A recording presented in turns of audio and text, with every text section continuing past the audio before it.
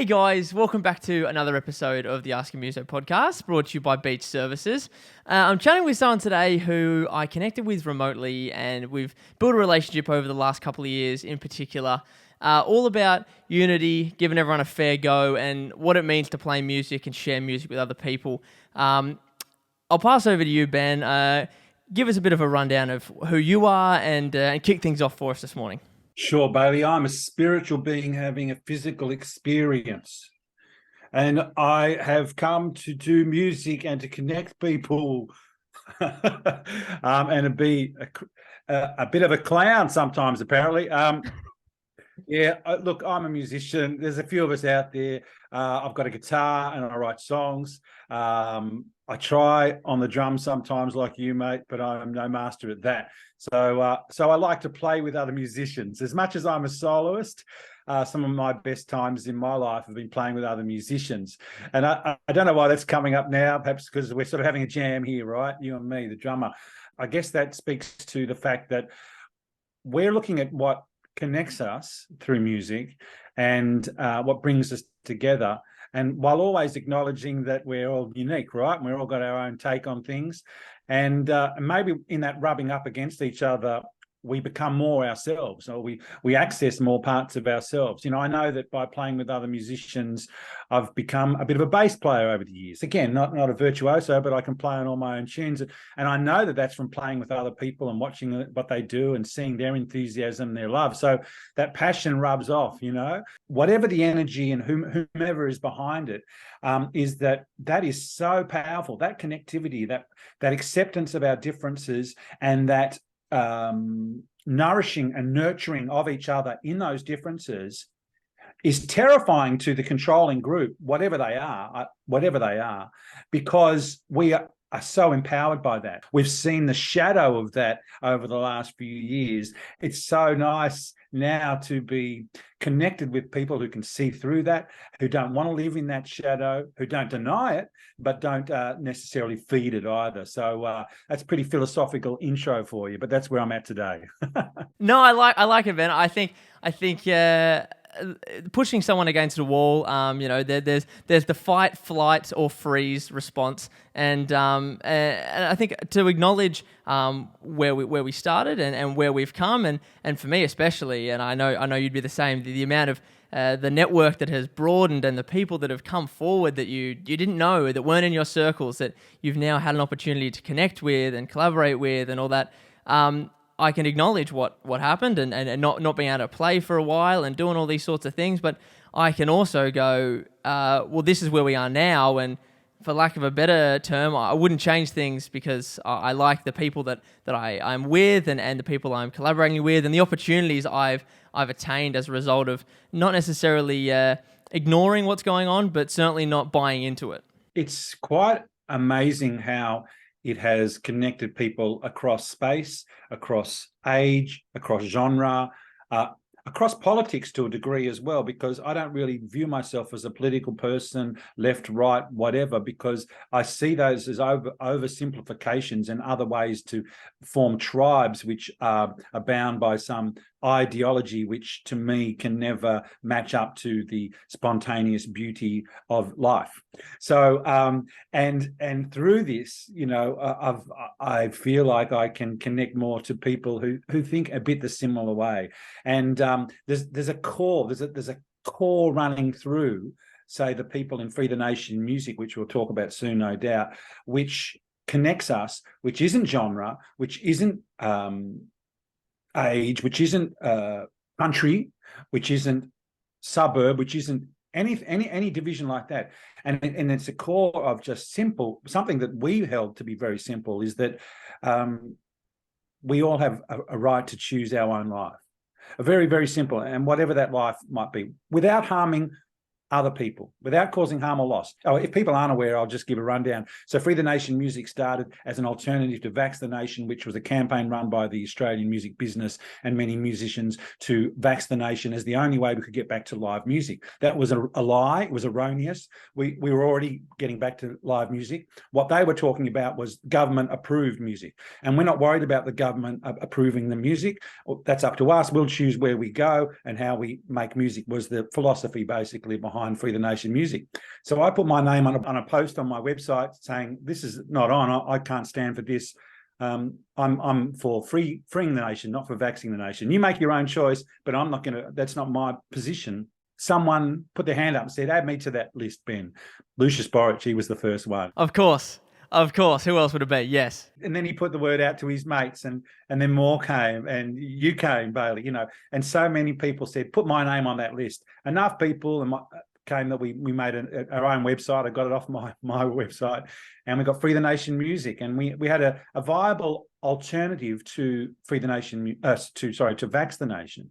And it built into something where we could actually stage live events, even during lockdowns, even during mask mandates, and under threat of government police occupation. We did it, and we had 5 concerts where people were crying and laughing and mask free and enjoying music, and it was just something beautiful. I think that's the big thing. It's like it's a creative art. It was an artistic expression. It was not so much a protest movement, but more of a sort of just let us continue what we're doing before movement. I think that's something that I resonated with personally. I had bands, stuff like that, and the go and things. Some doors closed for me, but by the same token, a lot of doors open for me. And doing things with John O'Bone and Delacoma Rio, who I've now had on my own music, as well as doing stuff in real life. I'll have Del on the podcast as well. There's opportunities and doors that have opened through, as you said, that core of just, can we just keep doing what we're doing? Can we just have business as usual? And also on that, I didn't know that you were happy just to keep on keeping on. I didn't know that you were that way, and we sort of find ourselves a community through wanting to unite with like-minded individuals rather than pigeonholing people into, he doesn't like what I like and you don't like what I like, and that's always going to be more positive. And for me, that's far more sustainable as a musician to find people that are all like-minded rather than find yourself a group of people that you can always stay away from. Absolutely, and it's the energy that's always driven music. If you think about it, the punks weren't necessarily going down for the I don't know, the teeny boppers or whatever the opposite was at the time. They would just gravitate to their own. Like, this is how we do it. This is how we wear our hair. This is how we turn it up. And this is how much attention we pay to jazz chords, none, whatever. And similarly, the jazz musician will gravitate to the one that likes, that hears music the way they do. And the energy is put into the creation. It's not put into the opposing. It's not put into the let's focus on. I love blues, folk music. So am I going to listen to thrash and metal all day and think how much I hate it? Why is that? It's like going on Twitter. It's not that Twitter thing about search out all the shit you hate and then attack it. Because I've enjoyed thrash in the past, and I've had my grunge period, and I've gone through that time where music to me was just like raw and angry and rebellious and purely those things. So that's we do change. It's sort of like imagine if you've got a tattoo with a big needle on your arm or whatever because thought it was the right thing at the time, and then you learnt more, and then you maybe had an adverse reaction, and then someone might have passed away or whatever, and then you got this tattoo. That the thing is we evolve, we change, and we might hold on to positions strongly at one point, and then find that we grow out of them. I refer back to Men in Black, where Tommy Lee Jones' character, they're talking, and Jay's like, man, how do people not know there's aliens everywhere? And he goes, no, very simple. Person is smart, people are stupid. He's like, so in order to sort of simplify, it makes sense that we can all evolve and all change, and that is our biggest strength. But one of our biggest weaknesses is our inability to want to change or to go, no, hand up, I was actually wrong about that. I missed the boat on that one. And that's okay. And I think our community, or the community that you've helped foster, is a bunch of people that are happy to take ownership of whatever their opinions might have changed. And it's an open slather. That there's no end date, there's no cutoff for entry.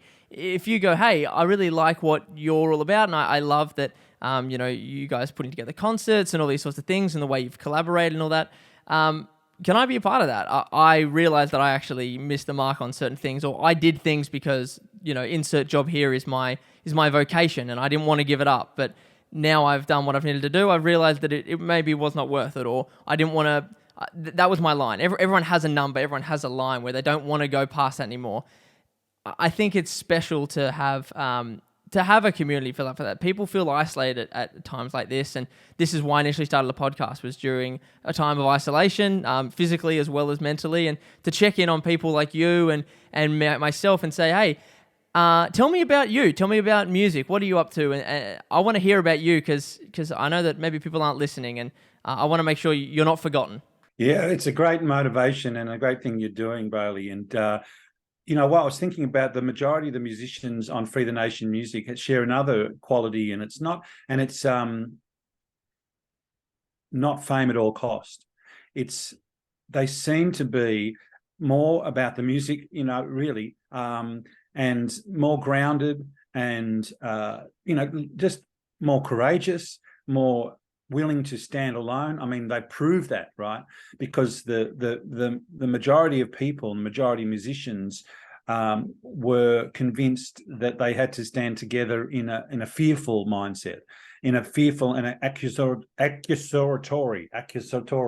It's a terrible word, but you've nailed it third time lucky. Third time lucky mindset.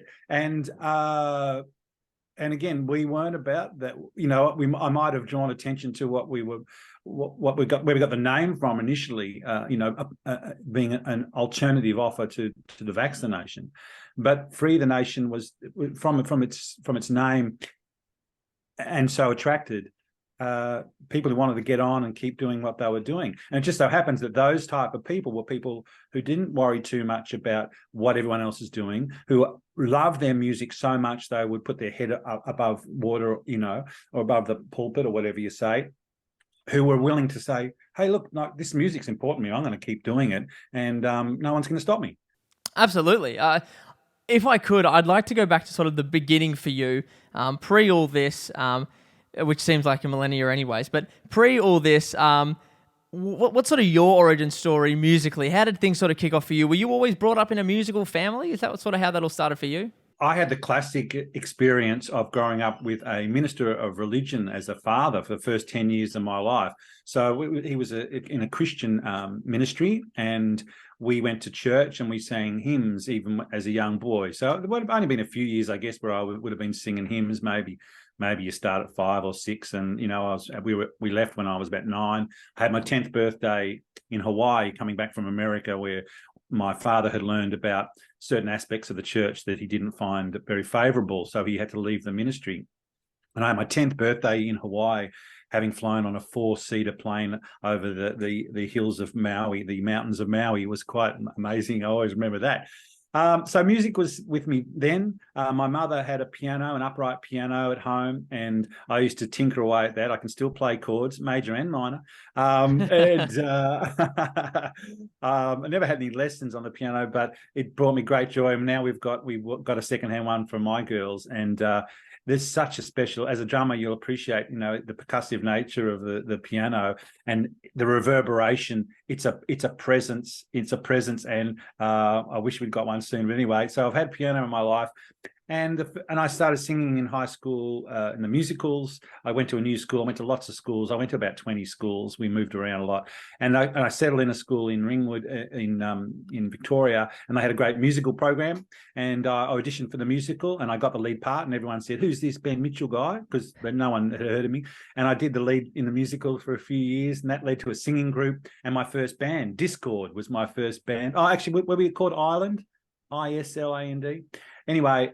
I was playing trumpet, and I played trumpet in Discord. And then I don't know whether they asked me to sing vocals or whether I said I want to sing vocals, because you started seeing the bands, the vocalists were getting the girls, not many trumpeters picking up where I, in my teen years anyway.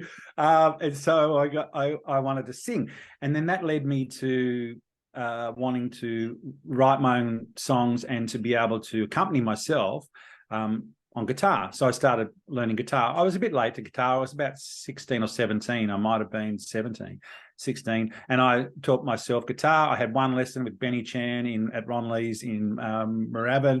I wish I'd had more, but I didn't have the temperament at the time.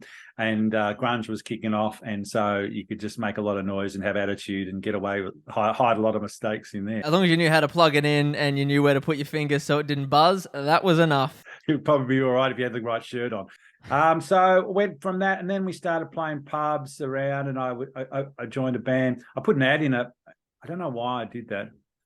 I answered an ad for a duo, and he was making good money, like $600 a night for this duo back then, and I thought that was good. But then I sabotaged that straight away and said we should do originals. So this guy's got this good earner, and I'm like, no, mate, I want to do our own stuff. And I dragged him into that. And we wrote together for a while. And so I sort of cut my writing chops. I'd written some songs by myself, but then I wrote in that group, and I wrote for another band, and we started playing. We did this is how long we're going back. I did a tape cassette. Our first independent recording was a tape cassette for a band called Why Not. So we released that. Actually, the Bad Love supported us. The Bad Love supported us at the club in Collingwood. Yeah. I think it was just crazy. It was a warm-up gig for them. I think they were about to get signed or whatever, and it was a good venue. Probably was the only reason they did it. But I always remember having that on the flyer. And then I just progressed from there and slowly whittled it down and became a soloist until I went to England and concentrated on songwriting for about 6 years, running a songwriter showcase in England, in Camden. And I met George Martin, the Beatles producer, and I got to record at his studio, Air Studios in Hampstead, which was amazing. And I just hadn't, how it worked out, I hadn't really found my sound when I had these opportunities. I wrote some good songs and made a few really cool sounding recordings. One of my friends reckons it's the best song I've done, but I hadn't really settled on my sound, and such is my way that I wasn't too bothered about that. I guess I always felt like, probably mistakenly, but I always felt like I had all the time in the world, and I'll just do it at my own pace. So my style evolved, and I recorded there at various studios, including Toe Rag. I did some recordings at Toe Rag Studios, and little analog studio where the White Stripes made a couple of albums, or at least one, and a couple other studios. And I took all those recordings back, and I'd sort of chased my dream for all those years in London, and didn't pan out as high as I was hoping, I guess. Didn't get the number one on the top of the pops or whatever. But I came back with all these recordings and met my now wife, and she said at the time, these are great, you've got to make an album. So that became my first official CD, which was The Stars Can See in 2006, and it got some good reviews, and I got played on a lot of the stations and did a few festivals. And basically I've been doing the same sort of thing since 2006, an album every couple of years or so, sometimes a bit of a gap between, and playing gigs wherever I can get them, I want them, and that's sort of brought us up to now. Yeah, see, that's awesome. See, that's quite a story, I suppose, that a period of self-discovery. Not everyone necessarily gets the resources to be able to go to all those awesome places, but it goes back to it made you what you are today, and that sort of own self-discovery as well as a personal discovery. I had a chat on another episode about different ways that we look at certain bands, whatever, over a period of time and go, wow, that's changed, or that. It's because they changed musically, as well as a person, and watching that development is really cool to listen back to someone. When I see bands and stuff, and I see that their first release was back in 2011 or something, I'll get that EP, and then I'll see what they released yesterday, and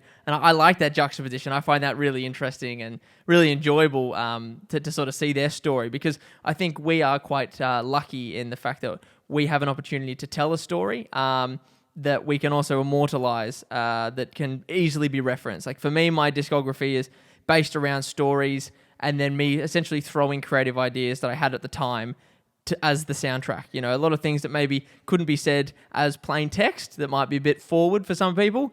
I can do that in a song, and I can tell that story, and And that's what I did with the song "Can You Hear It," which I did with Dell and with Jono and stuff. I utilized the story that I wanted to tell and put it to a soundtrack, and that's why I've always loved that collaboration. And I know you're the same, collaborating with like-minded individuals, because I'm happy to say I'm not the best at a lot of things, but I know some people that are a lot closer to the top of that list, and I want you to be a part of something. And I like the idea that if we get together, we can make something twice as big, rather than you wanting to take something from me. It's a great thing, man. What you're talking about is, of course, a record.